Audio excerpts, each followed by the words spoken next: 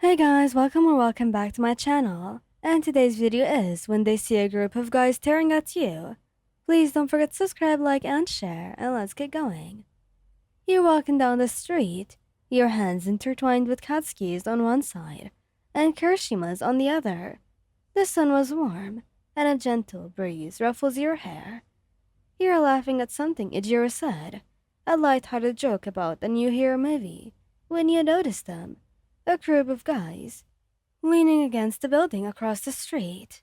They weren't subtle, their eyes fixed on you, and their expressions make your skin crawl. You feel a familiar tension build in Katsuki's grip. What the hell are they looking at? He growls, his voice a low rumble. Just ignore them, babe, you say, squeezing his hand. No way. He snaps, his head whipping around to glare at them. They're staring at you. Hey, calm down, man. Ijiro says softly, his fingers stroking the back of your hand. It's not even worth it. Katsuki's jaw is clenched, and you can see the tiny explosion sparking in his palm. The hell it isn't. No one looks at what's mine like that. You step in front of him, placing a hand on his chest. Katsuki, please. Let's just go, okay?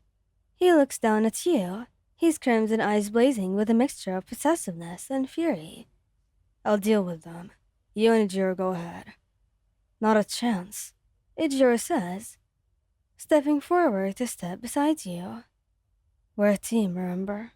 Besides, I think I'm a bit bigger and scarier than you are, Bakabro. Katsuki scoffs. You wish. A group of guys might be intimidated by Katsuki's attitude, though, but Ijiro's imposing build and hardened quirk might make them a good physical presence. Fine, whatever. Katsuki huffs, but doesn't back down. He wraps an arm around your waist and pulls you tight against his side. But if they say one more thing, the group of guys sees the three of you standing together, the way you're flanked by two powerful heroes, and their bravado seems to deflate. They whisper to each other, their gazes dropping to the pavement, before they turn and walk away. You let out a breath that you didn't realize you were holding. See, no big deal. Whatever. They're lucky they didn't get a face full of explosions. Ejiro chuckles, leaning down to press a soft kiss to your temple. I don't know. I think they got the message loud and clear. He pulls you into a gentle hug. His large flame, a comforting weight. You're ours, and everyone knows it. Katsuki grumbles, but he leans in, too, pressing his forehead against your shoulder. The two of them, a wall of warmth and protection, hold you between them. Don't ever forget it, dumbass. He murmurs, his voice a low, possessive growl that you've come to love. He let out a soft sigh, leaning back into their embrace.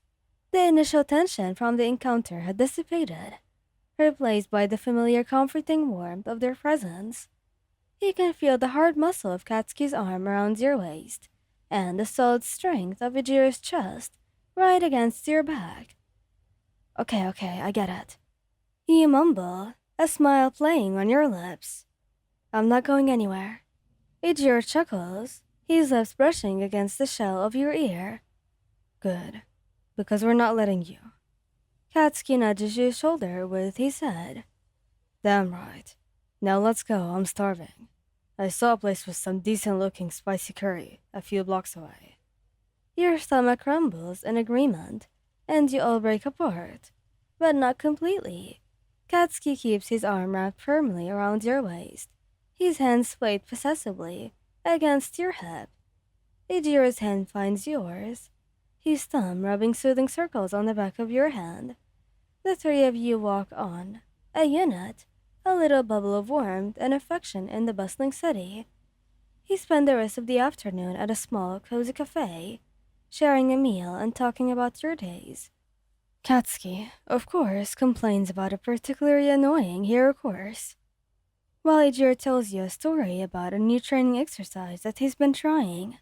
You listen, chiming in with your own thoughts and teasing them both relentlessly. Later, as the sun begins to set, You're walking home, the sky painted in hues of orange and purple. You're in the middle again, Katsuki's hand on your left, Ichiro's on your right. You feel so safe, so cherished, and so incredibly loved. I love you guys, you say, your voice soft. Katsuki squeezes your hand, a rare, genuine smile, gracing his features. We know. Now shut up before I get embarrassed. Ijiro leans over and presses a kiss to your cheek. We love you too, Moyan. You look from one to the other, a spark of love and happiness washing over you. This is your life, messy, loud, and incredibly loving. A final soft breeze rustled the leaves on the trees above you as you reached the front door of your apartment building. Katsuki fumbled with the key, his attention split between the lock and your face. Ichiro's hand still held yours, his thumb tracing lazy circles on your knuckles. Tired? Ijiro asked, his voice a little rumble. A little, but in a good way. Katsuki finally got the door open, and he pushed it open with his hip, ushering you inside. He kept his arm around your waist as you walked to the elevator, leaning in to press a kiss to your forehead. I'm glad these extras didn't ruin our day, he murmured, his voice softer than he'd ever thought possible. Ijiro reached out, his hand gently ruffling your hair. They couldn't have, not with the three of us being there, together. The elevator's doors opened, and you stepped inside, flanked by the two men who held your heart. As the doors closed, you leaned your head on Katsuki's shoulder and intertwined your fingers with Ichiro's. You stepped into the quiet hallway, the low light a stark contrast to the city's glow that you just left behind. Inside the apartment, the air was still and warm. Katsuki immediately led you to the couch, pulling you down with him, wrapping an arm around you and resting his chin on your head. And Ijiro followed suit, sitting on your other side and draping an arm over your shoulders. I'm finally home. I missed it. You sighed. Yeah.